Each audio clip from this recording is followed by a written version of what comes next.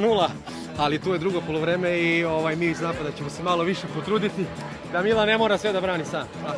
Znaš šta, malo su cirkuzantski ušli ovi moji u ležerno cirkuzantski, ali sad ću da podviknem na polovremenu i promenit će se sve. Pa znaš šta, svaki čas pre svega uopšte što su se odazvali u ovolikom broju, pošto ova kiša i nevreme je nastupilo i znali su da će biti tako. Ali da, došao sam da gledam, ne igram danas, imam neke poslovne obaveze pa ne bi baš da se šalim s tim. I onda sam došao da ih bodrim. Imamo kišobrane, hvala Bogu, šećera niko nije, nećemo se otopiti, tako da... Što zbog kiše, što zbog epidemiološke situacije, tribine nisu bile pune ludih navijača, ali to nam nije toliko smetalo. Najviše su svima falile cheerleadersice. Pa pazi, znaš šta, ovde u ovom vremenu dolaze definitivno samo najveći fanatici da gledaju, pa da ima tamo ljudi, i vidio sam čak i neke pripadnice lepšeg pola i nežnijeg, tako da svaka čast kogod je došao da isprati ovde svog dečka, muža ili brata, veliki respekt. Pa super, sve super je ova priča, svi smo se uželeli, kao što vidiš, došli smo da odigramo utakmice, igrali bismo ih jednom mesečno, sigurno da nam dozvoljavaju okolnosti, uslovi, epidemiološke mere itd. I iskreno se nadamo da će to biti u buduće učestalije, pa da se češće vidimo. Idi, Neni, idi sam! Još!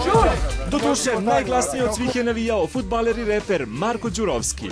Znate kako to ide, kući ćutimo svi, čim izađemo napolje izbacujemo sve iz sebe, ono što prećutimo u porodici. Tako da se ovde praznim, vidi, posle idem da perem sudove i malo veš da prostiram to. Otkrio nam je i da se od svih fudbalera najbolje pokazao onaj sa klupe. Najbolje mi je Andrija Kuzmanović, stvarno je pokazao najviše danas na terenu i tu je moj brat Mario Đurovski, njega sam ubacio preko veze, ali pokazat će da zaslužuje da igra. Među igračima je bio i Lazar Vuksanović, sin Ace Lukasa, pa smo ga odmah upitali zašto tata nije došao da ga bodri sa tribina. On je u obavezama trenutno oko emisije ove njegovi, to ima posla na jednoj televiziji, pa nije mogao sprečenje da dođe. Pored toga što dobro igra fudbal, čuli smo i da je povukao na tatu kada je pevanje u pitanju.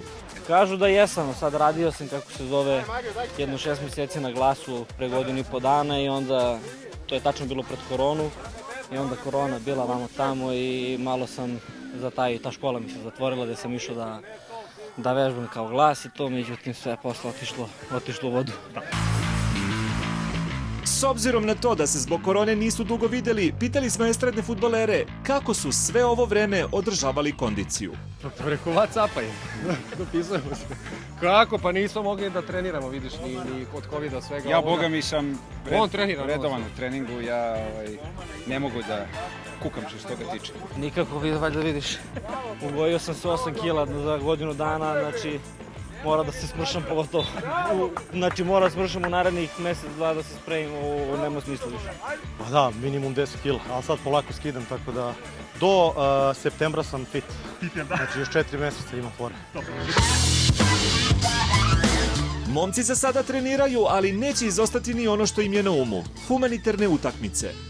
Mi smo inače humanitarnog karaktera organizacija i onda igramo te humanitarne utakmice i spremamo se za svetsko prvenstvo koje je u Moskvi, tako da ove godine smo malo, što se kaže, zapostavili, ali evo, vraćamo se polako, trebalo bi u avgustu da idemo tamo.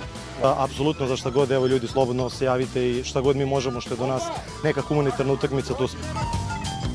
Po svemu sudeći, ponovo ćemo se družiti sa njima i to vrlo uskoro.